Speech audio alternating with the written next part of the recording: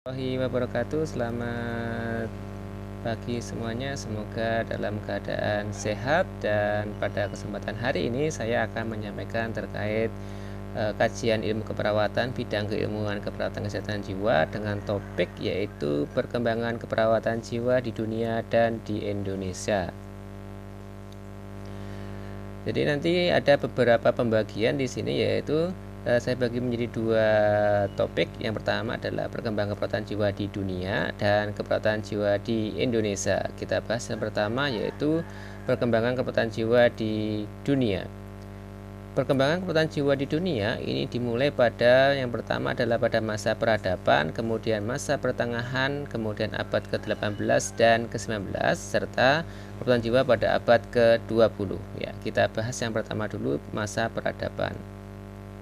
Nah, perkembangan jiwa pada masa peradaban ini, ya, masa ini dimulai antara tahun 1970 ya sampai dengan tahun 1880. Nah, ditandai dengan dimulainya pengobatan terhadap pasien gangguan mental, ya. Sudah ada pengobatan terhadap pasien gangguan mental pada abad peradaban ini. Nah, pada masa ini suku bangsa Yunani, Romawi maupun Arab ya percaya bahwa gangguan mental emosional itu diakibatkan karena tidak berfungsinya pada otak, ya. Jadi keilmuannya sana sudah mempersepsikan bahwa gangguan mental emosional itu diakibatkan ya tidak berfungsinya organ pada otak. Nah, pengobatan yang digunakan pada masa ini telah menggabungkan ya berbagai pendekatan pengobatan, ya, seperti memberikan ketenangan, kemudian memberikan kecukupan asupan gizi yang baik, dan melaksanakan kebersihan badan yang baik, serta mendengarkan musik dan melakukan aktivitas rekreasi. Jadi pendekatannya sudah pendekatan ilmiah di sini, ya. Kemudian ya di masa pertengahan, ya pada masa pertengahan ya perkembangan jiwa pada abad pertengahan, ya tadi peradaban. Pada masa ini merupakan periode pengobatan modern ya bagi pasien gangguan jiwa, ya. Nah, Bapak psikiater Prancis ya yang bernama Pinel ya menghabiskan sebagian hidupnya untuk mendampingi pasien gangguan jiwa. Nah, Pinel ini mengajarkan pentingnya hubungan pasien dan dokter dalam pengobatan moral, ya. Tindakan yang diperkenalkannya adalah menerapkan komunikasi dengan pasien, ya. Kemudian yang kedua adalah melakukan observasi perilaku pasien dan melakukan pengkajian riwayat perkembangan pasien, ya. Ini tindakan-tindakan yang diperkenalkan oleh Pinel ya dalam hubungan pasien dan dokter dalam melakukan perawatan kepada pasien sakit jiwa, yaitu dengan proses menerapkan komunikasi dengan pasien, melakukan observasi perilaku pasien, dan melakukan pengkajian riwayat perkembangan pasien. Kita lanjutkan perkembangan jiwa pada abad ke-18 dan 19 ya. Ini dengan ilmuwan yang bernama William Ellis ya, seorang praktisi kesehatan ya mengusulkan perlunya pendamping yang terlatih ya pada abad 18 dan 19 ini. William Ellis ya mengusulkan perlunya pendamping yang terlatih dalam perawatan pasien dengan gangguan jiwa.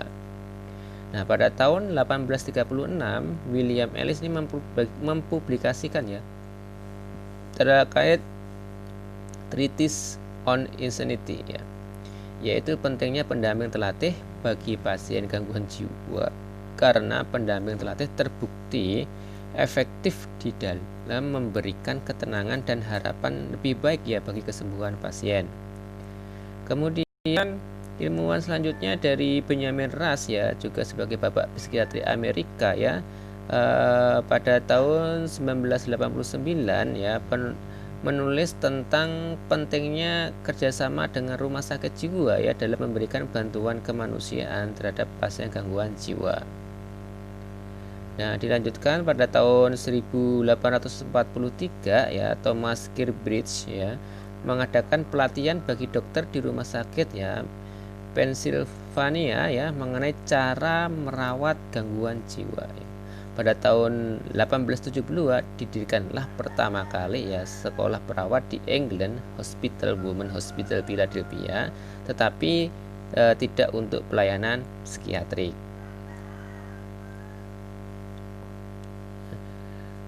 Pada tahun 1882 ya, pada abad 18 dan 19 ini juga didirikan pendidikan keperawatan jiwa pertama ini ya di McLean Hospital Belmont ya, Massachusetts.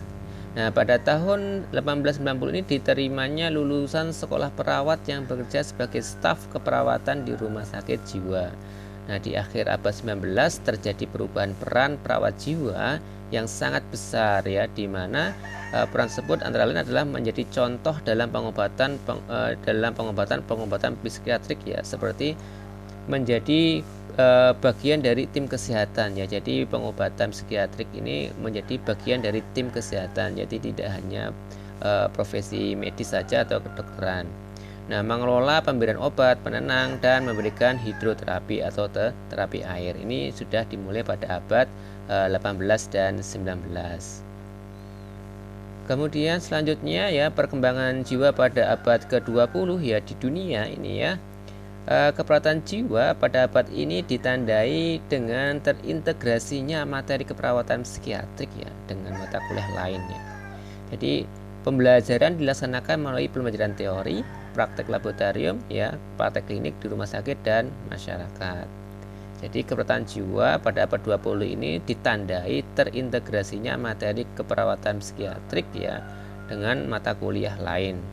Jadi tidak hanya khusus perawatan psikiatrik, tapi terintegrasi dengan mata-mata kuliah yang lain yang berkaitan dengan keperawatan jiwa. Dan pembelajaran sudah melalui teori, praktek laboratorium, ya praktek klinik di rumah sakit dan masyarakat.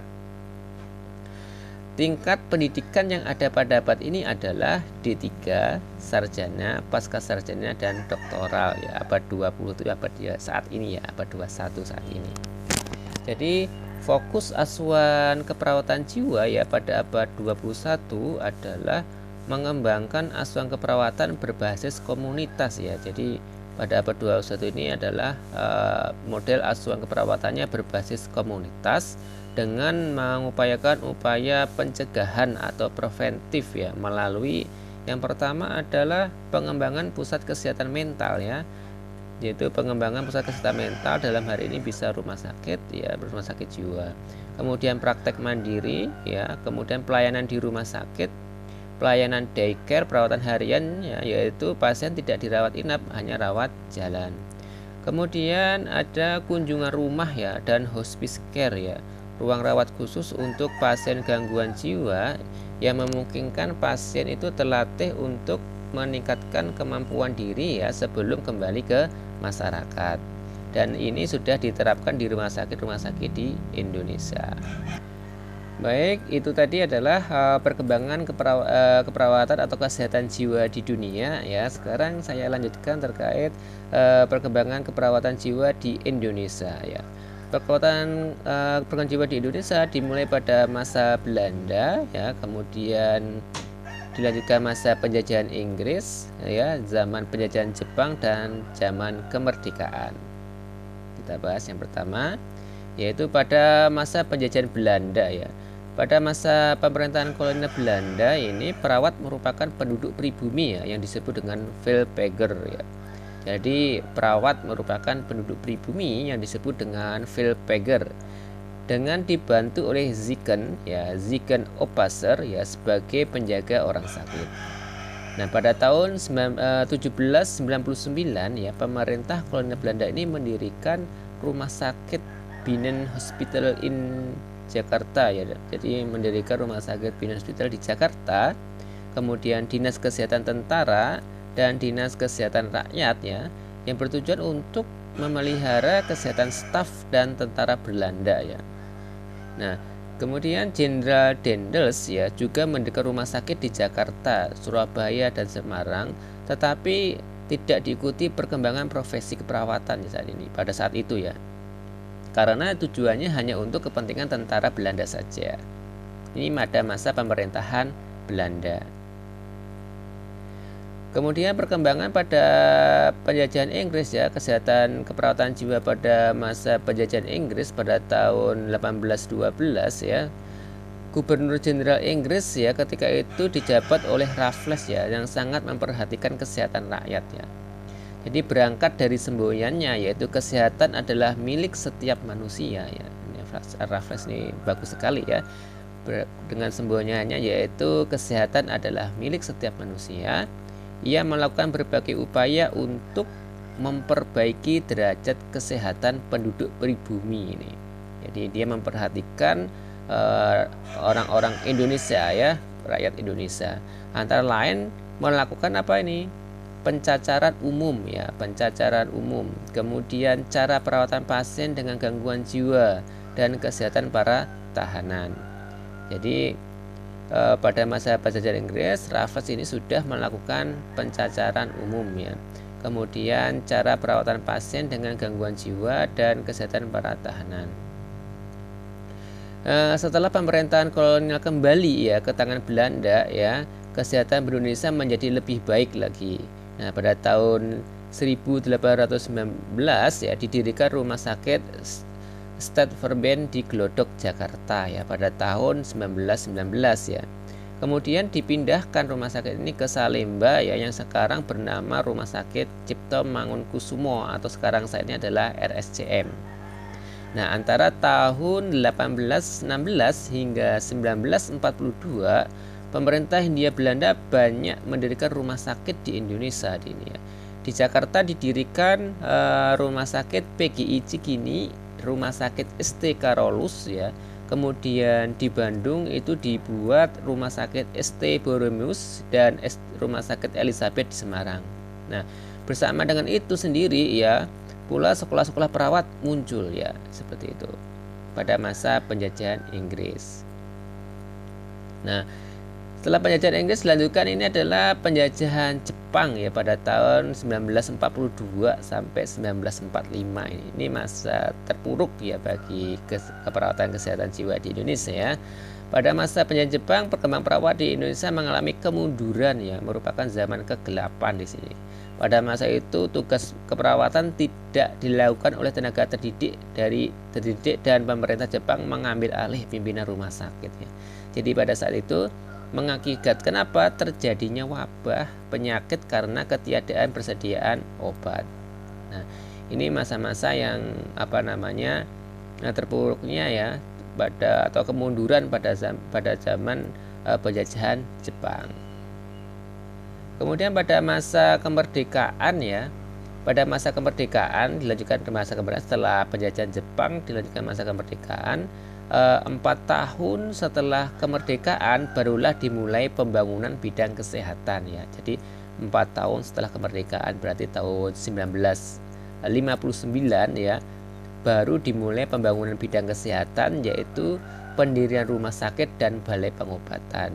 Nah, pendirian sekolah keperawatan dimulai pertama kali ya pada tahun 1952 ya dengan didirikan sekolah guru perawat dan sekolah perawat ya setingkat SMP ini. Kemudian pada tahun 1962 ya didirikan Akademi Keperawatan milik Departemen Kesehatan di Jakarta ya, bertujuan untuk menghasilkan sarjana muda keperawatan. Itu pada tahun 1962. Nah, pada tahun 1985 ya ini merupakan momentum ya kebangkitan keperawatan di Indonesia karena Universitas Indonesia ya UI mendirikan PSIK ya, program studi ilmu keperawatan ya di Fakultas Kedokteran. Ini pertama kali di Indonesia ya pada tahun 1995 ya, yaitu UI yang menginisiasi untuk mendirikan program studi ilmu keperawatan di Fakultas Kedokteran. Nah, 10 tahun kemudian PSKU ini berubah menjadi Fakultas Ilmu Keperawatan. Nah, setelah itu berdirilah PSIK baru seperti Undip, UGM, Unhas dan lain-lainnya. Nah, jadi inilah perkembangan keperawatan Indonesia di Indonesia ya, mulai zaman Belanda sampai zaman kemerdekaan.